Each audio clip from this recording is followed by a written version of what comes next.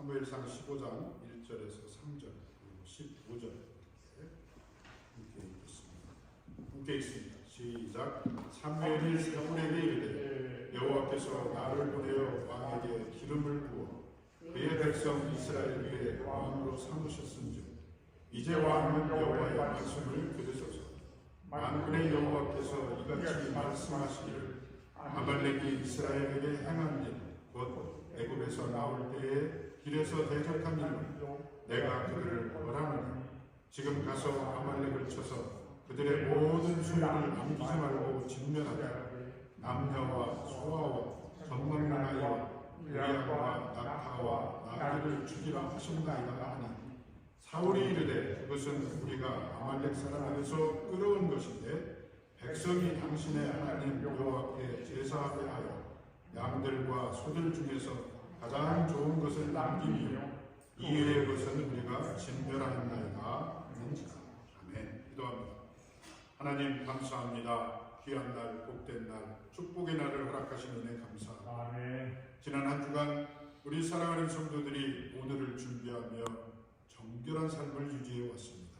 아버지, 오늘 이제 하나님 앞에 그 모든 준비된 예배를 하나님 앞에 올리오니 아버지께서 받으시고 기뻐하시며 우리를 만나주시고 우리에게 말씀하여 주시옵소서.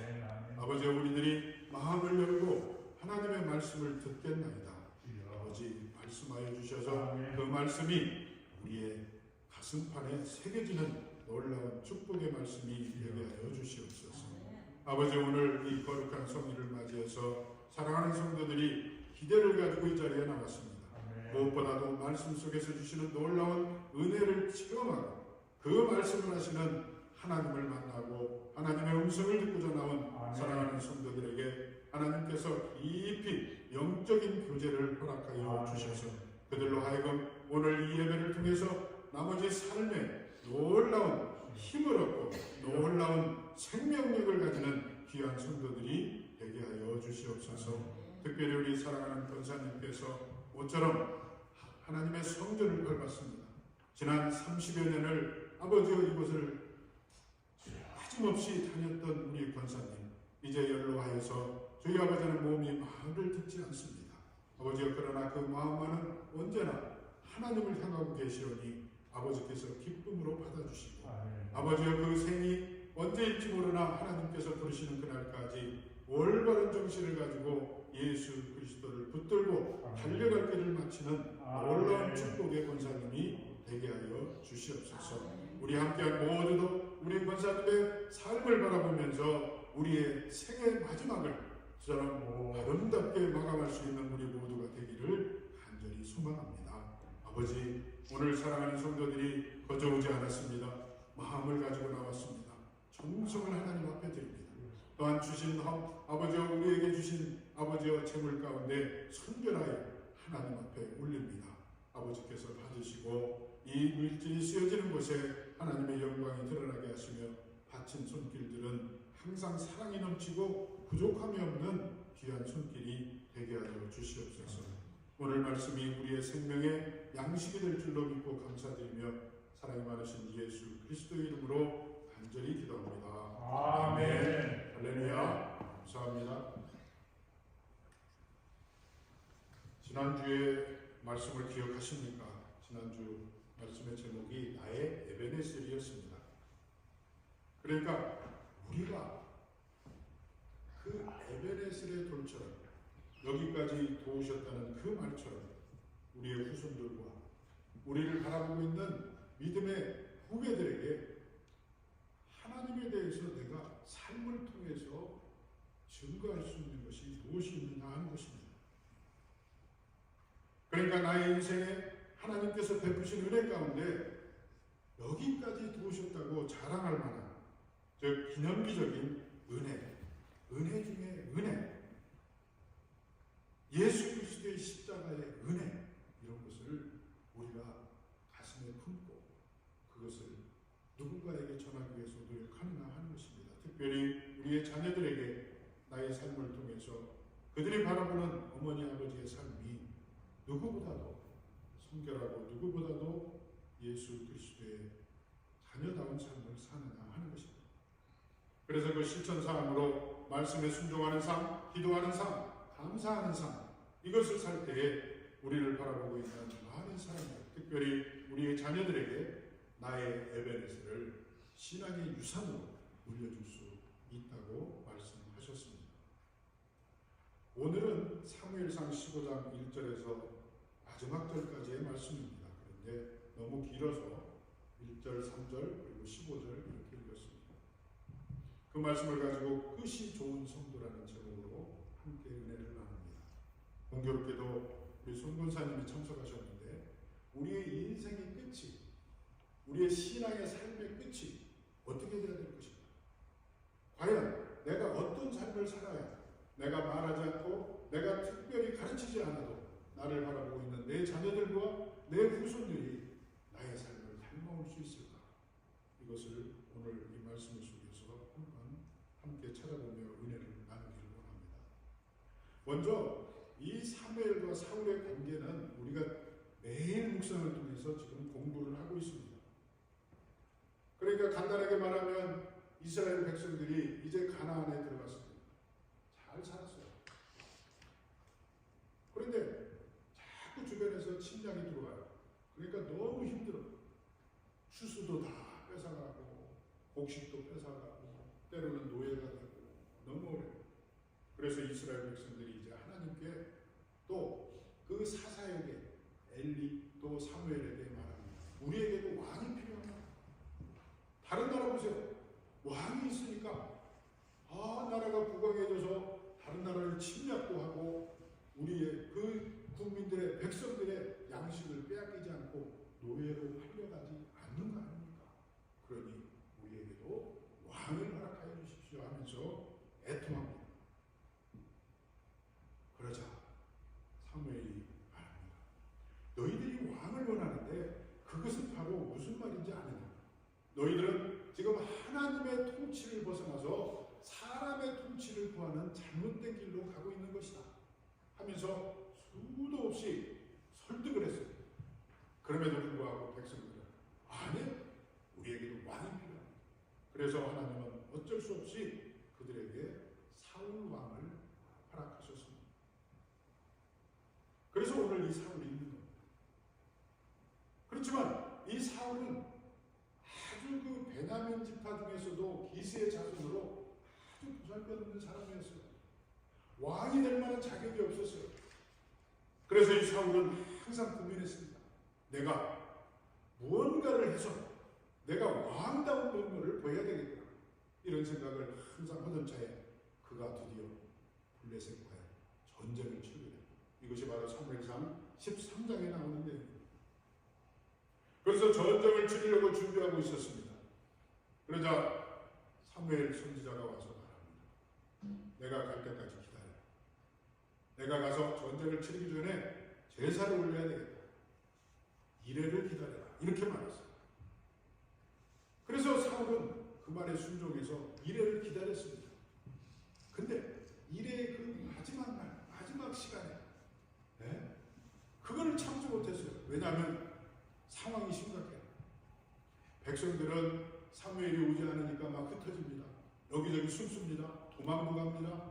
다른 적군에게 막 그 블레셋 군대에게 그냥 귀화도 합니다. 이러다가 큰일 나겠어. 그래서 사울이 어쩔 수 없이 그 사무엘이 오지 않은 상황에서 하나님 앞에 제사를 드리고 말았습니다. 그러니까 여러분, 우리가 성경을 읽다가 이런 상황을 보게 되면 왜 제사를 드렸어요? 이게 아닙니다. 명령의 끝까지 순종하지 못하고 하나님을 믿지 못하고 기다리지 못했다는 거예요. 제사가 문제가 아니에요. 기다리지 못했다는 거예요. 하나님의 때까지 기다리지 못했다는 거예요. 그래서 드디어 사무엘이 도착해서 왜 그렇게 했느냐 하니까 사울은 변명을 합니다. 상황이 이랬습니다. 도저히 더 이상 있다가는 그나마 나머지 군사도 다 도망가게 생겨서 제가 어쩔 수 없이 제사를 드렸습니다. 이렇게 말합니다. 그러자 사무엘은 말합니다. 그냥 좀 참았으면 좋았을 것을. 네가 참지 못했구나. 이제 하나님께서는 너를 버려 다른 사람을 왕으로 삼을 것이다 하면서 말했습니다.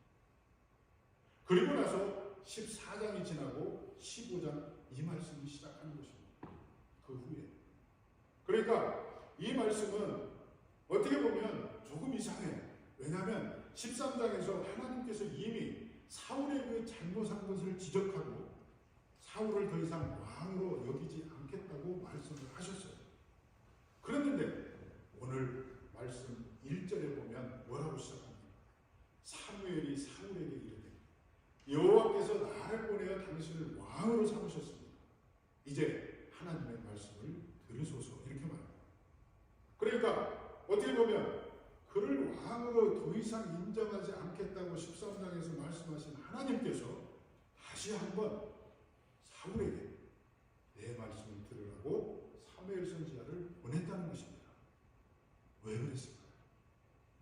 이것은 바로 하나님께서는 우리가 잘못을 하고 우리가 때로 다른 길을 간다 할지라도 다시 한번 기회를 주시는 하나님이시라는 것입니다. 하나님은 우리를 그냥 무자르듯이 너 안 되겠어? 하면 그 뒤로 다시는 안 보는 하나님이 아니라 하나님이 어느 정도 시간을 둔 다음에 다시 한번 나에게 돌아올 수 있는 기회를 허락하신다는 것입니다. 아멘. 여러분, 이 13장에서 15장 사이에 몇 년이 지났을까? 이것은 저는 알 수는 없습니다. 그러나 많은 성경학자들이 연구한 결과 13장에서 15장 사이의 기간은 약 23년이라고 합니다. 만약에 여러분들이 목사님 어떤 근거로 그렇게 하십니까? 그러면 저는 대답할 수 없어요. 몰라요. 그렇지만 많은 성경학자들이 그렇게 말합니다. 그러니까 하나님께서는 이미 13장에서 내가 너를 더 이상 왕으로 인정할 수 없다고 말씀하셔놓고 23년이 지난 후에 다시 한번 사울에게 기회를 주고 있다는 것입니다. 그런데 여러분, 오늘 말씀을 쭉 읽어보세요. 1절에서 3절 말씀을 보면 이제 하나님께서 당신에게 말씀합니다. 그 내용이 무엇입니까? 그것은 다른 게 아니라 그 아말렉 족속을 가서 치라고 명령합니다. 하나님이 사울왕 당신과 함께하니 당신은 걱정하지 말고 아말렉을 치라. 그러나 조건이 하나 있다. 그게 뭐냐면 아무것도 남기지 말고 싹 진멸하라. 그랬습니다. 아무것도 남기지 마라. 하물며 오늘 이 말씀에 보면요, 하나님께서 뭐라고 말하냐면 남녀와 소아와 젖먹는 아이와 우양과 낙타와 나귀 모든 것을 죽이라. 거기에 보면 남녀는 그렇다고 치는데 소아, 어린아이, 그것도 젖먹는 아이까지도 다 죽이라. 그래서 이단 사람들은요, 이 구절을 들어서 하나님은 너무 무정한 분 아니야? 그런 하나님을 어떻게 믿어? 막 이렇게 말합니다. 그러나 여러분, 우리는 이 눈에 보이는 것이 전부가 아니라 하나님께서 이렇게 말씀하신 것은 과연 너가 내가 명령하는 대로 준행을 하는지 안 하는지 보기 위해서 이렇게 말씀하셨다는 것입니다. 그렇게 말씀하셨는데 그는 어떻게 했습니까? 그 4절부터 쭉 14절까지 내용이 있지만 15절만 읽어봐도 그가 어떻게 했는지 우리는 단번에 알 수 있습니다. 15절 보세요. 사울이 이르되 그것은 우리가 아말렉 사람들에게서 끌어온 것들인데 백성이 당신의 하나님 여호와 앞에 제사하라 하여 양들과 소들 중에서 가장 좋은 것을 남기며 이외의 것은 다 진멸하였나이다. 이렇게 말합니다. 그러니까 그 앞의 내용을 15장 15절을 읽어보면 우리가 유추할 수 있는데 뭔가를 남겼어요. 하나님께서는 하나도 남김없이 다 진멸하라고 말씀하셨는데 이 사울은 뭔가를 남겼어요. 그래서 거기 읽어보면 사무엘이 말합니다. 사울 왕이 지금 내 귀에 들리는 저 우양의 소리는 무슨 소리인가? 이렇게 물어봤어요. 그러자 15절에서 사울이 이렇게 말했습니다. 아, 그건 아말렉 사람들에게서 우리 백성들이 잡아온 것인데 그것은 바로 하나님 여호와 하나님께 제사 드릴 때 쓰려고 좋은 것을 남겨놓았다.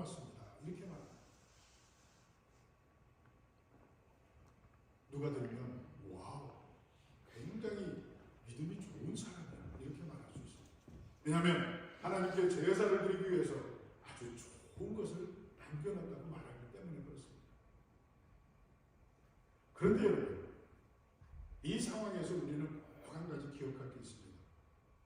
하나님은 이 좋은 것을 원하시는 하나님이 아니십니다. 하나님은 우리의 순종을 원하십니다. 그것이 어떻게 생겼어도 상관없습니다. 하나님이 뭐가 부족해서 좋은 양, 좋은 소 이런 것을 원하시겠어요? 하나님은 그것을 원하시는 게 아니에요. 너가 과연 내 말에 순종하느냐 안 하느냐 이것을 보기 위해서 바로 사울에게 그 기회를 다시 한번 허락하셨던 것입니다. 그런데 사울은 그 기회를 선용하지 못했어요. 사울이 여기에서 만약에 사무엘 선지자가 자기에게 한 말처럼 아말렉을 하나도 남김없이 다 죽였다면, 다 진멸했다면 하나님께서는 다시 그를 왕으로 인정하시고 다시 그 가문을 대대손손이 왕의 가문으로 삼으셨을 것이다 하는 것입니다. 이처럼 하나님께서는 어떤 실패를 했다 할지라도 우리에게 꼭 다시 한번 기회를 주시는 분이 하나님이시라는 것을 꼭 기억하시기 바랍니다. 사랑하는 성도 여러분, 우리가 얼마나 자주 넘어집니까? 얼마나 자주 실패합니까? 만일 그때마다 하나님께서 단죄로 심판하셨다고 가정해 보십시오. 여러분 가운데 무엇이 남겠습니까? 여러분 중에 지금까지 생명을 부지하고 살 사람이 누가 있겠어요? 아무도 없습니다. 그렇지만 하나님께서는 우리에게 일정 기간을 주신 후에 다시 기회를 주셔서 다시 자녀로 삼으시고 다시 부르시고 또 실패하면 다시 조금 어려운 일을 주시고 어려운 관계 속에서 다시 한번 회생할 수 있는 기회를 주시는 분이 바로 하나님이시라는 것입니다. 그런 이유 때문에 성경에 보면 하나님을 칭할 때 단순한 통치자 아니면 창조주로 표현하는 대신 아버지라고 하십니다. 여러분, 여호와 아버지, 하나님 아버지라고 하는 이유가 바로 여기에 있다는 것입니다. 하나님은 우리의 아버지시라는 거예요. 여러분, 아버지는요, 자식이 한 번 실패했다고 내치지 않습니다. 자식이 한 번 실패했다고 호적에서 파내지 않아요. 그런 부분은 없습니다. 자식이 실패하면 징계를 하고 회초리를 댄다 할지라도 자식의 실패를 가슴 아파하면서 다시 재기의 길을 주는 분이 바로 아버지라는 거예요. 그래서 하나님은 우리의 아버지라는 거예요. 여러분, 비록 자녀가 아비의 충고를 무시하고 실패한 자식 정죄해버리고 대신 결국에는 그 정죄 대신에 그를 감싸고 도와준다. 여러분, 누가복음, 마태복음 거기에도 보세요. 집 나간 자식이 돌아올 때 아버지가 어떻게 했습니까? 거성발로 나가서 새 옷을 입히고 잔치를 베풀고 가락지를 다시 띄워주는 분이 바로 하나님 아버지라는 것입니다. 하물며 우리 하나님 아버지께서는 이러한 육신의 부모보다 우리를 더 사랑하시고 우리의 육신의 부모보다 독생자 예수 그리스도를 이 땅에 보내시고 대신 죽기까지 하신 그 하나님의 사랑, 이것을 어찌 우리는 왜 모르고 사냐 하는 것입니다. 포기해서는 안 됩니다. 여러분, 우리가 비록 인생을 살면서 실패할 수 있습니다. 낙심한 일이 생길 수 있습니다. 그렇다고 그것을 바로 우리 인생을 포기해서는 결코 안 되는 이유가 여기에 있다는 것입니다. 지금은 하나님이 내 눈에 보이지 않고 내 손으로 잡을 수 없다 할지라도 그 하나님은 때가 되면 분명히 다시 한번 사울에게 주신 그 기회처럼 우리에게 다시 한번 기회를 주실 것이고 우리는 그 기회를 잡고 다시 한번 하나님의 자녀로 거듭날 수 있다는 사실을 이 말씀을 통해서 기억하시기 바랍니다. 여러분, 다윗을 보세요. 그도 굉장한 동절을 했습니다. 여러분, 요즘 우리들이 말하는 바로 7계를 보냈습니다. 여러분, 자기 신하의 아내를 범한 그런 사람이었습니다. 그렇지만 그는 어떻게 했습니까? 그 위대한 왕으로 남을 수 있는 유일한 길, 바로 그 길을 택했습니다. 뭐냐면 나단 선지자가 와서 책망할 때 그는 즉시 회개했다는 것입니다. 즉각적으로 회개했다는 것입니다. 사울처럼 이러지 않았어요. 변명하지 않았어요. 그의 잘못을 즉각 회개하고 하나님 앞에 무릎을 꿇었다는 것입니다. 여러분, 한 번의 실패를 거울로 삼아 재기의 기회가 주어졌을 때 그것을 붙잡는 성도가 바로 끝을 아름답게 마무리하는 성도이라는 것입니다. 그렇습니다, 여러분. 우리는 한 번의 실패로 인해서 낙심해서는 안 되고 하나님의 긍휼을 기대해야만 합니다. 그러나 더 중요한 것은 하나님이 재기의 기회를 주셨을 때 그것을 결코 놓치지 않고 선용하는 저와 여러분들이 되시기를 바랍니다. 이 시간 시편 32편 5절과 8절을 같이 읽어보겠습니다. 함께 읽습니다. 시작. 내가 이르기를 내 허물을 여호와께 자복하리라 하고 주께 내 죄를 아뢰고 내 죄악을 숨기지 아니하였더니 곧 주께서 내 죄악을 사하였습니다.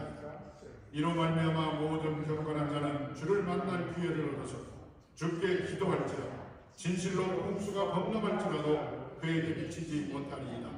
주는 나의 요신처시오니 환난에서 나를 보호하시고 구원의 노래로 나를 부르시리이다. 내가 내 갈 길을 가르쳐 보이고 너를 주목하여 굳게 하리이다. 여러분, 이 말씀은 다윗의 이야기입니다. 그가 바스바를 취하고 우리아를 죽게 한 후 나단 선지자가 찾아와 하나님의 말씀을 전할 때 그는 즉시 회개했습니다.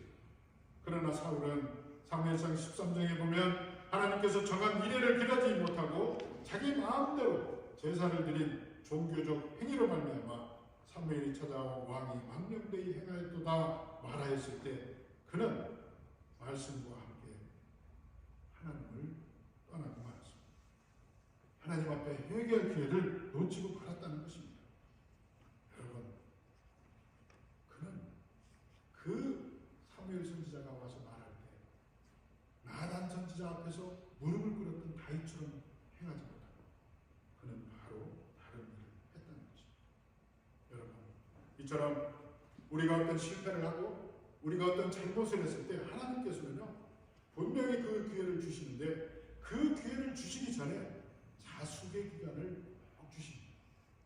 그러니까 오늘 이 사울에게 23년의 자숙의 기간을 주셨던 것처럼 우리에게도 마찬가지라는 것입니다. 여러분, 과연 그 자숙의 기간을 어떻게 보냐느냐에 따라서 다음 기회가 주어졌을 때 내가 그 기회를 어떻게 잡느냐가 결정된다는 것입니다.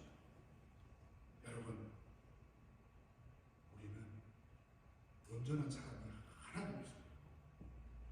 하나님 앞에서 내가 잘났다고 드러낼 수 있는 사람이 아무도 없습니다.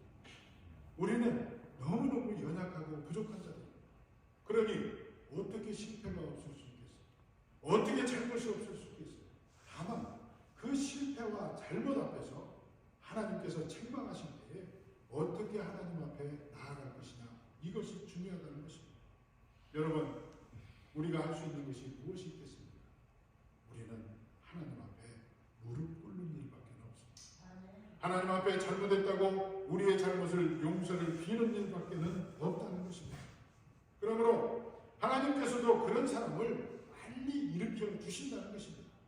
나 자신을 드러내고 변명하고 이러는 사람보다는 무조건적으로 자기의 잘못을 인지하고 하나님 앞에 잘못을 비는 사람, 하나님 앞에 나의 잘못을 다 토로하는 사람, 조금 전에 읽었던 시편의 말씀처럼 내가 이르기를 내 허물을 여호와께 자복하리라 하는 그런 사람, 이런 사람을 하나님께서는 가까이 두시고 쓰신다는 것을 꼭 기억하시는 저와 여러분들이 되시기를 바랍니다. 이사야서 30장 18절을 함께 읽어보겠습니다. 이사야서 30장 18절 함께 읽습니다. 시작. 그러나 여호와께서 기다리시나니 이는 너희에게 은혜를 베풀려 하시며 일어나시리니 이는 너희를 긍휼히 여기려 하심이라. 대저 여호와는 정의의 하나님이십니다. 그를 기다리는 자마다 복이 있다. 여러분, 기다리세요. 하나님은 결단코 여러분을 버리지 않습니다. 하나님은 결단코 여러분을 떠나지 않습니다. 여러분이 어떤 죄 가운데 있다 할지라도 하나님은 분명히 다시 그 자숙의 기간이 지나면 여러분 앞에 다시 기회를 주시는 그런 하나님이시라는 것을 꼭 기억하시는 저와 여러분들이 되시길 바랍니다. 그런데 여러분, 우리가 그런 자숙의 기간 동안에 우리가 꼭 명심해야 될 것이 하나 있습니다. 그것은 바로 교만에 빠지지 말아요. 교만에 빠지지 말아요. 오늘 1절 말씀을 다시 봅니다. 거기에 보면 사무엘은 사울에게 하나님의 명을 전달하기에 앞서 이렇게 말했습니다. 여호와께서 나를 보내어 왕에게 기름을 부어 그 백성 이스라엘 위에 왕을 삼으셨은즉 이제 왕은 여호와의 말씀을 들으소서. 이렇게 말합니다. 그러니까 이 말씀의 강조점은 한마디로 왕이라도 당신이 이 세상의 왕이라 할지라도 하나님의 말씀을 들어야 한다는 것입니다. 이 말은 뭐예요? 왕은요, 무소불위의 권력을 행할 수 있는 사람입니다. 누구든 왕의 말 한마디면 죽음을 얘기할 수 있는 것이 왕입니다.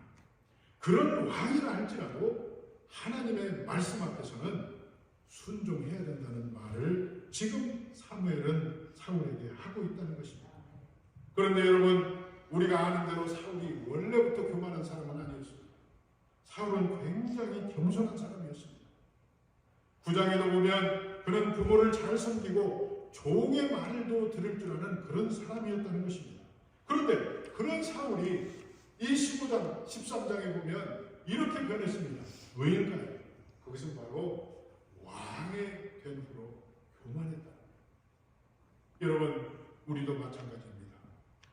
우리가 어렵고 힘들 때 누구나 사람들은 하나님 앞에 나와 울고 불고 하나님 앞에 기도합니다. 주여, 저에게 한 번 기회를 주시면, 저희 가정을 다시 일으켜 주시면, 내 자녀들을 일으켜 주시면, 내 비즈니스를 일으켜 주시면 제가 결단코 이전과 같은 하나님 앞에 불순종하는 일을 하지 않겠나이다. 우리는 수도 없이 이야기합니다. 그렇지만 여러분, 우리 주변에 많은 사람들을 보세요. 아니, 여러분 자신을 한번 보세요. 그런 기도를 할 때와 형편이 나아졌을 때 나는 과연 어떤 삶을 살았는지 이 시간 한번 돌아보시기 바랍니다. 이것은 누구 할 것 없어요. 저도 마찬가지로 이 자리에 있는 모두에게 해당되는 말입니다. 그것이 바로 인간입니다. 하물며 우리 같은 범인들도 그러는데 만약에 왕이 되어보세요. 만약에 여러분들이 이 미국의 대통령이 되었다고 한번 생각해 보세요. 어떻게 되겠습니까? 교만의 극치를 달릴 수 있다는 것입니다. 여러분, 교만한 사람들을 보세요. 사울과 유사한 이유 없이 교만에 빠지는 사람은 없습니다. 그것이 돈이 됐든 지위가 됐든 건강이 됐든 그 어떤 것이든지 하나님께서 은혜를 베푸셔서 쌓아지면 결국은 그것이 그들을 나락으로 떨어뜨리는 교만의 도구가 된다는 것입니다. 그렇기 때문에 우리는 하나님께서 부어주실 때 더 겸손해야 돼요. 하나님께서 우리의 기도를 들으시고 형편이 나아지게 했을 때 더 하나님 앞에 기도해야 된다는 것입니다. 여러분이 지금 가지고 있는 것 가운데 하나님께로부터 오지 않은 것이 무엇이 있겠습니까? 하나님이 주시지 않고 당당히 내가 얻었다고 내세울 수 있는 것이 여러분 소중에 무엇이 하나라도 있습니까? 아무것도 없습니다. 여러분이 가지고 있는 모든 것은 하나님이 주신 것이고 하나님의 은혜로 여러분은 지금 이 자리에 있다는 것입니다. 여러분, 아무리 내가 노력하고 내가 피땀을 흘려 얻은 것이라 할지라도 거기에는 하나님의 특별한 돌보심과 은혜가 있었기에 이루어진다는 것입니다. 하나님의 섭리와 역사 또 은혜가 있었기에 오늘 내가 있다는 것입니다. 하나님께서 주셨기에 세상에 직분도 없고 세상에 돈도 없고 세상에 영예도 얻은 것입니다. 그런데 바로 이것 때문에 하나님 앞에 교만하게 된다니 말이 되겠습니까? 아닙니다. 하나님이 주신 것 때문에 내가 교만하게 된다니 이것은 말이 안 되는 거예요. 더 낮아지고 더 겸손하고 더 하나님 앞에 감사해야 되는 것이 바로 우리의 삶이라는 것입니다. 그러므로 사랑하는 여러분들이요, 우리가 이 세상을 살면서 교만해야 될 이유는 단 하나도 없습니다. 오직 우리는 감사하고 은혜에 감사하고 또 지금 이 순간에 감사하고 내가 이 자리에 있는 것이 감사하고 내가 내 가정의 남편으로, 아내로, 자녀로, 내 어머니로, 내 아버지로 우리가 살아가는 것, 그 어느 것도 감사의 조건이 아닌 것이 하나도 없다는 것을 꼭 기억하시는 저와 여러분들이 되시기를 바랍니다. 자, 여러분, 오늘 제가 말씀의 제목을 끝이 좋은 성도라고 잡았습니다. 좋은 끝맺음은요, 하나님과의 관계 회복의 마지막 기회입니다. 자, 오늘 본문으로 돌아가 봅니다. 사무엘이 사울을 찾아와서 말합니다. 왕으로 더 이상 인정하지 않겠다고 한 후 23년이 지난 후에 하나님께서 사무엘을 통해서 자신에게 다시 말하고 있는 것입니다. 그러니까 다시 한번 하나님과의 그 관계 속에서 좋은 끝맺음을 할 수 있는 기회를 그에게 주셨다는 것입니다. 그러니까 그 기회는 무엇입니까? 바로 아말렉 족속과 그 속에 속한 모든 것을 진멸하라는 명령이었습니다. 그러니까 그 명령은 바로 하나님께서 사울에게 회복의 기회를 주셨다는 것입니다. 회복의 기회를 주셨다는 거예요. 그리고 사울은 이 명령에 순종해서 아말렉 진멸 정쟁을 개시했습니다. 그리고 하나님의 은혜로 진멸했습니다. 그러면 거기에서 그 명령대로 하나님 앞에 영광을 돌렸어야 되는데 진멸하다 보니 너무 좋은 곳이 많아. 여러분, 우리도 하나님 앞에 기도하고 하나님 앞에 나아가서 하나님 앞에 울고불고 할 때보다 하나님께서 나에게 형편과 사정 여러 가지를 은혜로 베풀어 주신 그때 보니 너무 좋은 게 많아. 마찬가지입니다. 그때를 조심해야 돼요.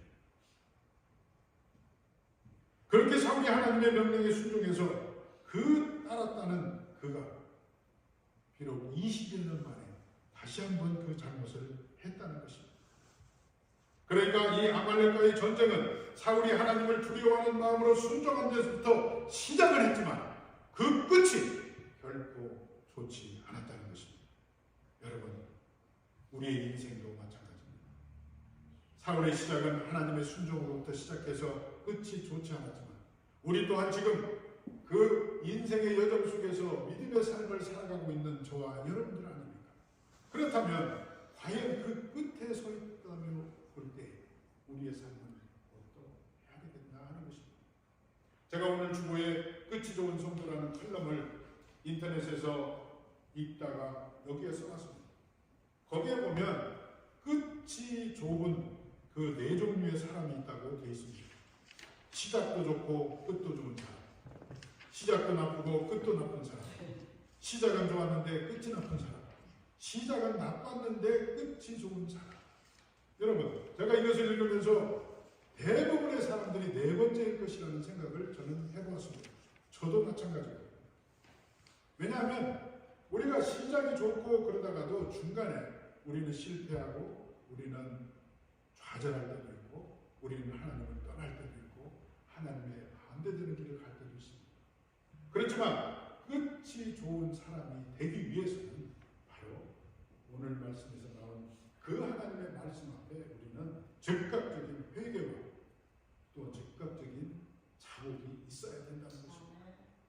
여러분, 연중에요, 신문에 보면 1월에 담배 소비량이 가장 적답니다. 담배 피우는 사람. 매년 1월달이 담배 소비가 제일 적대요. 왜일까요? 왜냐하면 새해를 맞이하면서 대부분의 사람들이 담배 자기 끊겠다고 해요. 그러다가 2월부터 점점 늘어난대요. 그래가지고 한 3월 되면 그냥 예전처럼 그냥 똑같아진다는 거예요. 여러분, 이것이 무엇을 말하는? 이것은 사람이 다 그렇다는 거예요. 시작은 그렇게 하다가도 조금 지나면 그냥 유야무야 없어진다는 것입니다. 우리의 정부에서도요, 우리가 뉴스를 보면 그런 뉴스가 자주 나옵니다. 어떤 큰일이 나왔습니다. 지난번 이태원 사고처럼 갑자기 많은 사람들이 죽어요. 그러면 정부에서 막 국회에서도 막 무슨 법안을 발의하고 이런 일을 위해서 막 합니다. 그러다가 며칠 지나면요, 그냥 또 없어져요. 우리의 믿음의 삶은 결코 이래서는 안 돼요. 우리의 믿음의 삶은 결코 이런 자가 되어서는 안 된다는 것입니다. 여러분, 말씀에 대한 순종의 삶, 예배 중심의 삶, 11조 생활과 주일 성수, 자녀를 위한 에베네스를 위한 그런 삶을 사는 저와 여러분들에게는 이것은 결코 있어서는 안 된다는 사실입니다. 여러분, 일의 끝맺음을 잘못했다는 것은 그 일을 실패했다는 것입니다. 만약에 우리의 믿음의 삶의 마지막 순간에 하나님 앞에 섰을 때 하나님께서 나는 너를 도저히 모른다 이런 말을 듣는다면 그 인생은 실패한 것이라는 것입니다. 그러므로 우리가 마지막 순간에 하나님 앞에 섰을 때 착하고 충성된 종으로 남기를 위해서라면 우리는 이 삶을 통해서 언제나 하나님께서 주신 그 기회를 반드시 붙잡고 우리의 잘못을 하나님 앞에 회개하는 저와 여러분들이 해야 된다는 것입니다. 여러분, 최후에 웃는 자가 진정한 승리자라는 말이 있습니다. 최후에 웃는 자, 바로 인생에 달려갈 길을 마치는 날까지 주님을 붙드는 자가 웃을 수 있다는 것입니다. 주님만을 붙들고 살아온 삶, 그것이 바로 에베네셀로 남아서 우리의 자녀들에게 보여주고 하나님 앞에 서는 자가 진정으로 승리하는 자라고 말씀하고 있다는 것입니다. 저는 요즘요, 인생을 마감하는 여러 자리에 많이 가게 됩니다. 그럴 때마다 제가 느끼는 것이 있어요. 참 저분은 아름답고 능력 있는 삶을 살았는데 저 마지막이 참 은혜롭지 못하구나. 이런 삶도 어떤 분은 참으로 세상 살 때 어렵고 힘들게 살았는데 저 마지막이 너무너무 은혜롭구나. 이런 삶을 많이 봅니다. 그런데 그 중에서도 제가 가장 중점적으로 보고 중점적으로 생각하는 것이 믿음의 자녀를 둔 그것이 얼마나 행복한 일인지를 저는 최근 들어서 자주 보게 됩니다. 여러분, 사람이 나이를 들면요, 기력이 쇠하고 다리에 힘이 없고 기억력도 오락가락합니다. 그때 믿음의 자녀를 둔 그 가정을 보면 그 자기의 부모가 어떻게든지 마지막 순간까지 예수를 붙들고 그 예수 앞에 예배드리는 삶을 어떻게든지 살게 하기 위해서 얼마나 노력하는지를 모릅니다.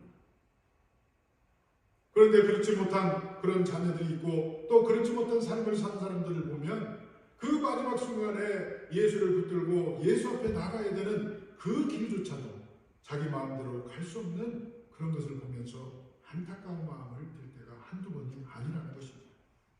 어떻게 보면 우리가 그 끝맺음을 잘해야 된다는 것은 바로 나의 부모, 나의 선배들이 마지막 그 순간에 하나님을 잘 믿고 하나님의 그 예수 그리스도의 십자가 보혈의 은혜를 놓지 않고 끝까지 붙들 수 있도록 옆에서 보좌하고 서포트하고 내가 희생하면서 그 일을 잘 할 수 있게 도와주는 그 자체 또한 굉장히 끝맺음을 잘하는 삶이라는 것을 요즘 깨달아 알고 있다는 것입니다. 여러분, 여러분들의 삶은 어떻습니까? 여러분들에게도 노부모가 계십니까? 그렇다면 여러분들이 어떻게 하든 간에 그 부모가 마지막 순간까지 예수 그리스도를 붙들고 예배할 수 있도록 여러분들이 최선을 다하시는 저와 여러분들이 되시기를 바랍니다.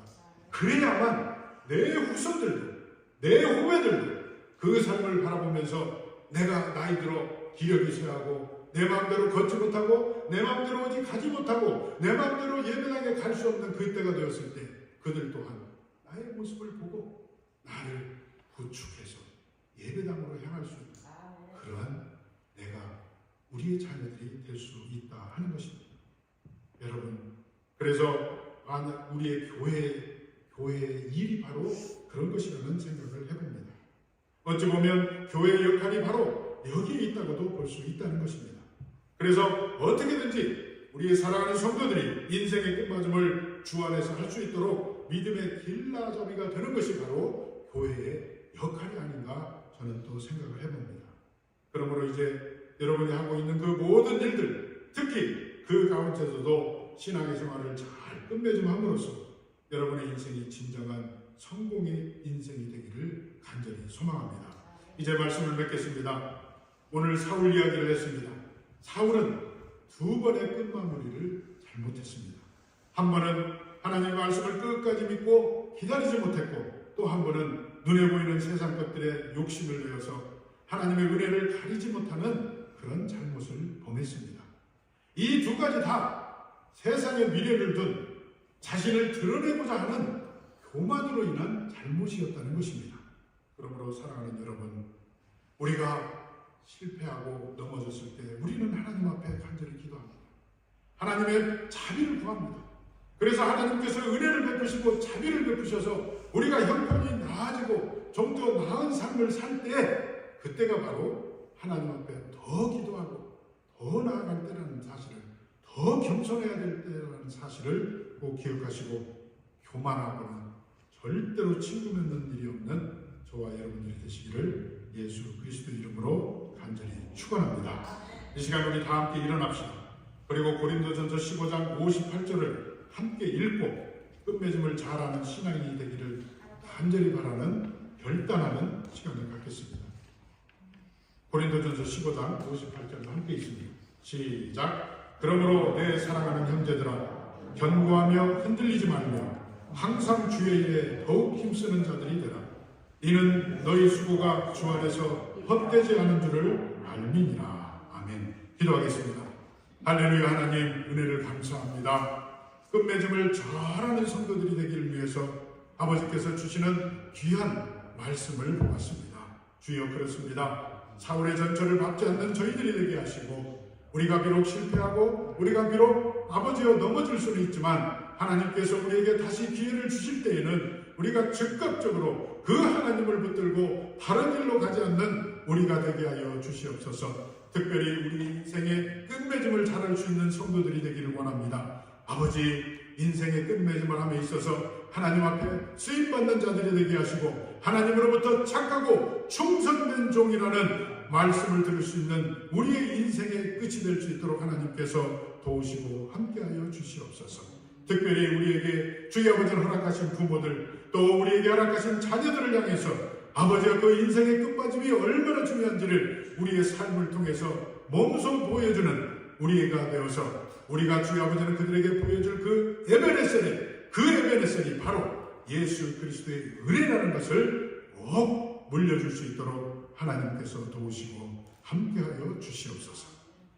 지금은 우리 구주 예수 그리스도의 은혜와 하나님의 크신 사랑과 성령의 감동, 감화, 역사, 충만하심이 우리 인생의 끝, 우리 신앙의 끝, 그것이 바로 하나님 앞에 순종함으로 하나님으로부터 자녀다운 축복을 받아 누리기에 부족함이 없는 성도로 살기를 다짐하고 다짐하는 이 자리에 모인 사랑하는 성도들과 온라인상에서 함께 예배하는 모든 이들에게 지금으로부터 영원토록 함께 계실지어다. 아멘.